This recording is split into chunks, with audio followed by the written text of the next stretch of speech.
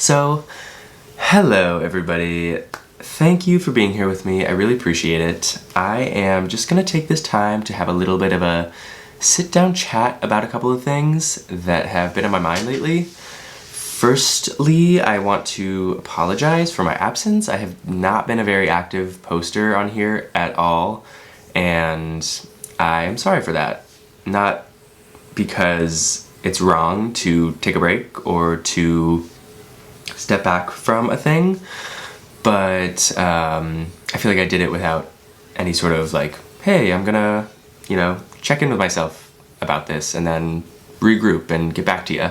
I kind of just like silence. But here I am, still around, and I've been reflecting a lot on many different things, mostly creative sort of projects and endeavors is what I'm going to be talking about today, and YouTube, also Instagram, stuff like that. I just have been, taking a step back from and reevaluating my relationship with it, what I want to get out of it, what I want to give to it, what I want it to be, and I'm going to share some of those thoughts with you all now. So to start off with, I'm going to talk about why I started YouTube. And I started this year posting videos, but I've been thinking of it as a thing to do. Also, I'm a little sick, so bear with me on my voice. But I've been thinking of it as a thing to do for many years, honestly, like years. I've been wondering what would that be like and kind of fantasizing about it and watching YouTube, thinking of what I would do with it. And then this year I finally did it. I pulled the trigger and that felt really good. I started making videos, and this was when I had graduated college, so it was in the summer and I had a lot of time on my hands and I wanted something creative to do, so I was like, dope, I'll take this time, I'll finally do it, I'll overcome that fear. And I just did it. I posted my first video, and then, I have however many up now, like maybe 20 something, I don't know.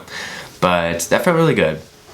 And I wanted YouTube to be, this is sort of how I defined it for myself, or how I thought of it when I first started, as a creative space, someplace to put creative energy and juices into, and a place to work on my passions.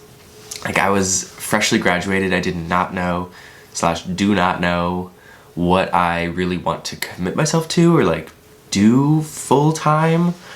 And that's fine to not know, but that feeling of not knowing was unsettling, and so YouTube felt like a good place to do a lot of the things that I love, be creative, talk about, fashion, queerness, creativity, my relationship. So yeah, I just was this really exciting blank slate. And I also wanted it to be a place that I would talk about important things, or things that were important to me.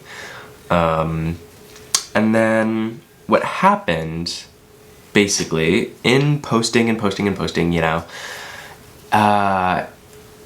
got a little bit caught up in the whole YouTube algorithm, self-promotion, thinking about it as this platform or this brand that I was creating.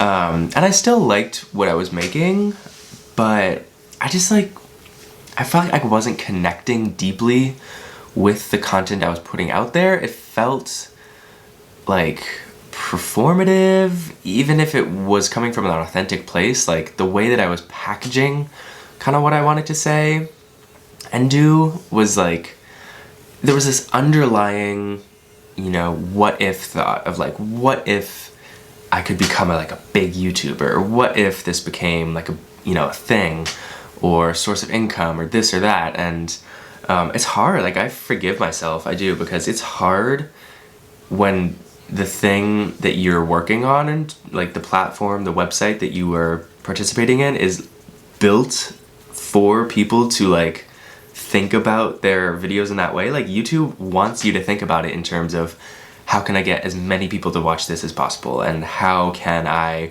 get more followers and get more view time and get more likes and Like, YouTube is built for that kind of thinking. You know, it's not YouTube, the company didn't make this site so it could be like this free creative expression, and like, no, they have numbers and algorithms and like, they have all that set up to encourage this type of thinking that I was like, you know, falling prey to, which was not focusing as much on not focusing solely on like the creative, interesting, hobby, passion part of the process, and like, you know, investing time and energy and care into the numbers and the like what if possibilities, and that just like felt inauthentic to me, and is part of the reason why I like took this couple week or whatever it's been period of just like not really thinking about like, oh my gosh, I haven't uploaded in this amount of days, like you know, I just like stepped back and didn't freak out or think too much about, you know, what that would do in terms of like being in the algorithm or getting followers and this and that. And it's not, I don't want to have it come off like I was obsessed with that. I got plenty of videos, or I had plenty of videos that didn't get a ton of likes or comments or views, and like, I genuinely was okay with that. But it was like, okay with, as long as that's not how it is forever, you know? Like, there was a reaction when I saw a video that had like 30 views, and it was like, okay, that's fine, but like, how can I do better? Or like, you know, I'll only grow from here. You know, it was always like projecting into something bigger than what it was, and it was hard to feel like comfortable or good about what it was right then.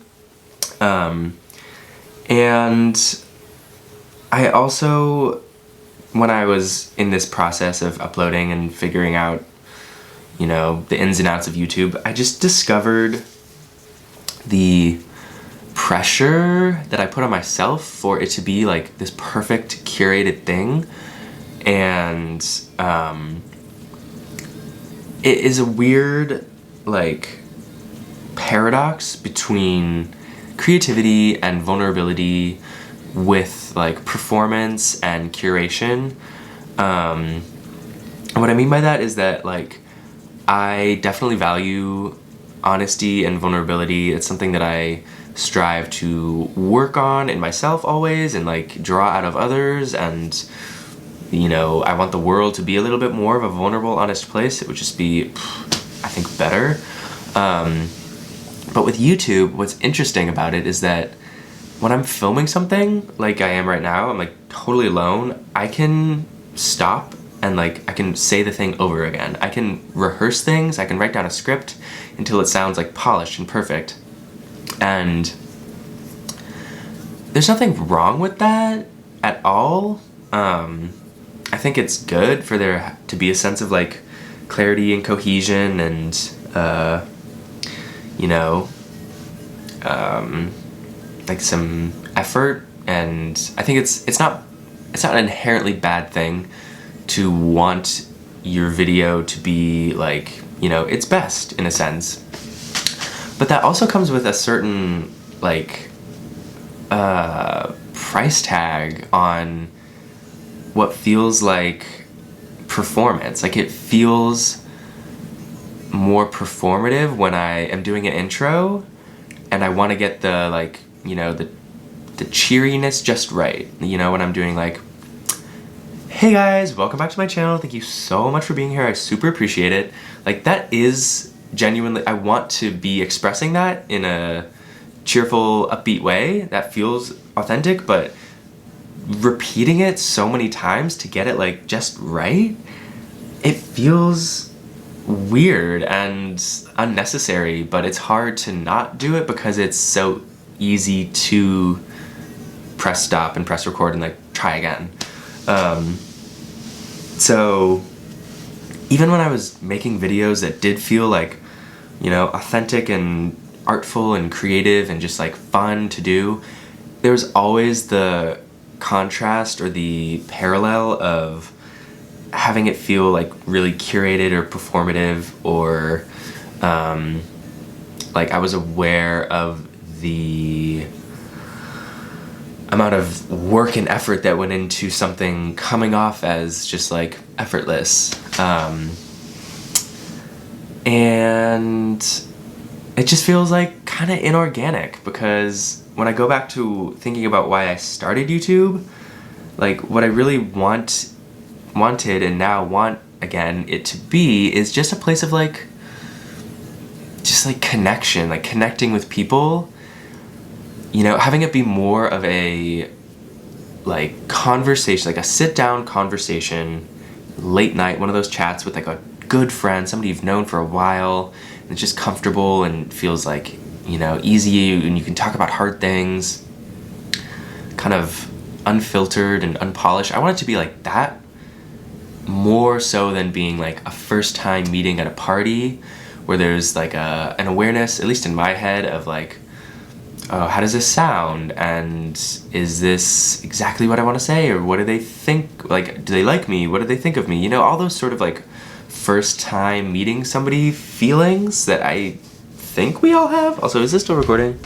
I'm trying to not look at the viewfinder, but like it stresses me out because then sometimes it's not recording for the last 10 minutes. We're good. Yeah, so, you know, rethinking this space for me as like an old friend rather than a new friend. Yeah, I don't know. Hopefully that makes some amount of sense. I did hear, actually, there was a podcast I listened to, a TED interview with Amanda Palmer, who's an artist and a musician, and she was talking about this sort of like creativity artist paradox where something, you have a message, like a true message, but you have to like, you know, in order for people to hear it, you have to sort of be aware of the like attention grabbingness of the message, or the palatability, or the marketability, or the whatever.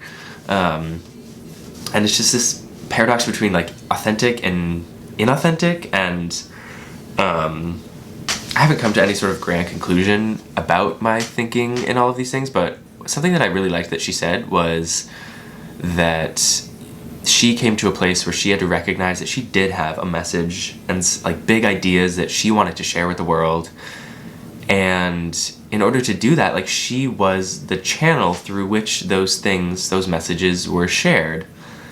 And so yes, it was both. It was like a sort of self-promotion, but in the effort, not just for an ego trip or fix or hit or whatever that phrase is, although that's like, you know, sort of an inescapable part of putting a voice out there publicly, or, you know, sharing something with a lot of people.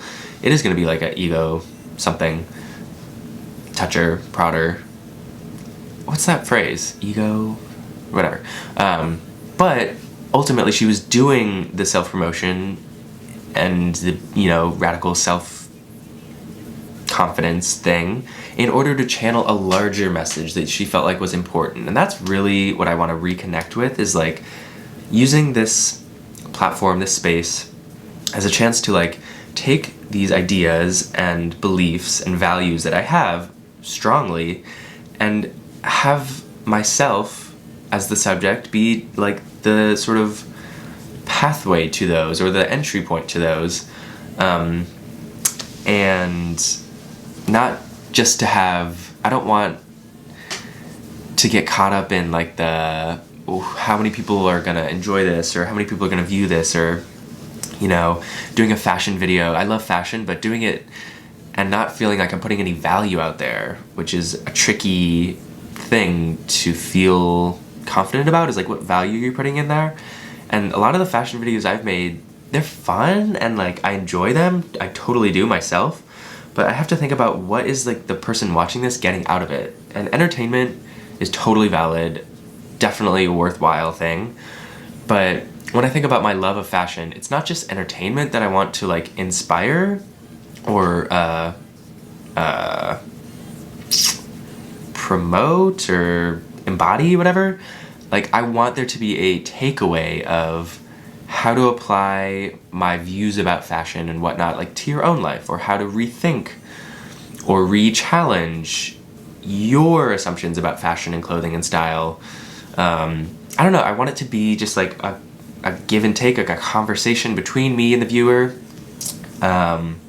rather than just like me feeling like I'm good at a thing. Like, I love my style. It's so fun to rock a fun outfit and just like get all dressed up, and it's fun to film that and put it out there, but I don't want it to be like this top-down sort of like, hey, I'm good at this thing, it's so fun, and for other people to be like celebrating that, like, yeah, that's so fun, love that.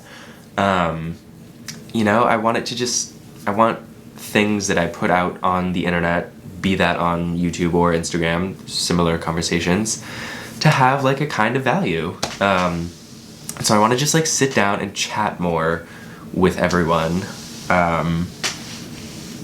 and about all the things that I originally made YouTube for, like my relationship. I've done some vlogs, but I haven't really like sat down and talked about it. And I don't want to paint anything with just like one brush.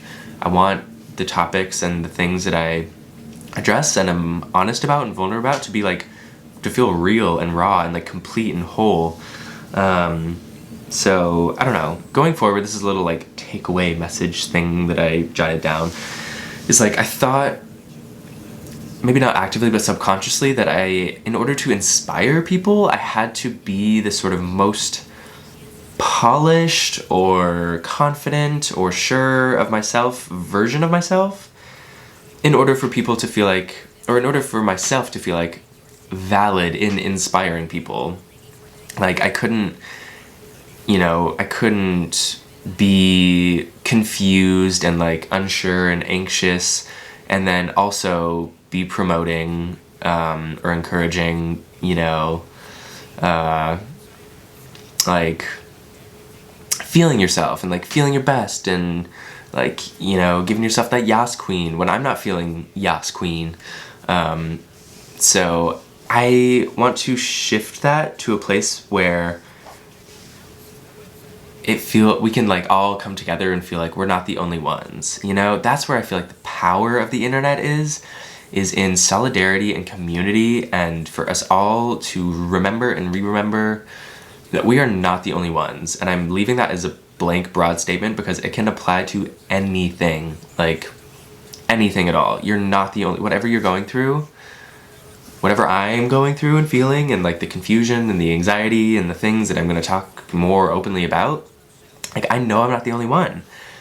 And so I want to just like, really harness that and like embrace that and not feel like I need to put that aside in order to like be a performer, a YouTuber, or to fulfill a certain role. I just want to like bring my whole ass self into this space and take it or leave it. Some people won't like it, maybe I'll get 5 views on a video, and I just want to be totally okay with that. I'm not right now, like, totally okay with that.